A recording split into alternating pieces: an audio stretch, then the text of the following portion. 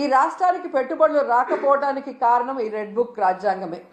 ఎందుకంటే ఎవరైనా పెట్టుబడులు పెట్టాలి అంటే ఆ రాష్ట్రంలో లా అండ్ ఆర్డర్ కరెక్ట్గా ఉండాలి, పారదర్శకమైన పరిపాలన ఉండాలి, అలాగే రోడ్డు, రైలు, ఏరోప్లేన్, అలాగే పోర్ట్స్, ఇవన్నీ కూడా అంటే ట్రాన్స్పోర్ట్ ఇది కరెక్ట్గా ఉంటేనే అక్కడ పెట్టడానికి అవకాశం ఉంటుంది.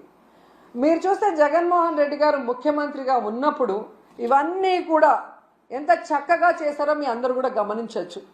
లా అండ్ ఆర్డర్ ఏ విధంగా మెయింటైన్ చేశారు, అలాగే మీరు చూస్తే సచివాలయ వ్యవస్థతో ఎలా పారదర్శకంగా పరిపాలించారు, అలాగే ఏపీలో 3 పోర్ట్లు మచిలీపట్నం, మూలపేట, రామాయపట్నం ఏ విధంగా వర్క్స్ స్టార్ట్ చేశారు, భోగాపురం ఎయిర్పోర్ట్ ఎలా ఆల్మోస్ట్ 35% వర్క్ చేసేయటం జరిగింది, అలాగే 10 ఫిషింగ్ హార్బర్లు అన్నిటినీ కూడా తీసుకొచ్చి మీ చేతిలో పెడితే ఈరోజు మీరు ఏం చేశారు?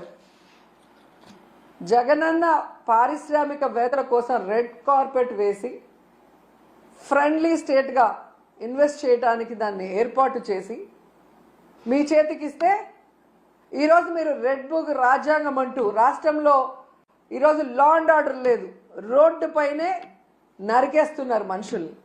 అలాగే ఎవరు నోరు తెరిసినా వాళ్ళ మీద కక్ష సాధింపుగా తప్పుడు కేసులు, ఒకటి రేప్ కేసు, లేదా అటెంప్ట్ మర్డర్ కేసు, లేదా SC ST కేసులు పెట్టి చట్టాన్ని కూడా తమ చుట్టాలుగా వాడుకోవాలన్న ప్రయత్నం చేస్తున్నది నిజం కాదని నేను అడుగుతున్నాను.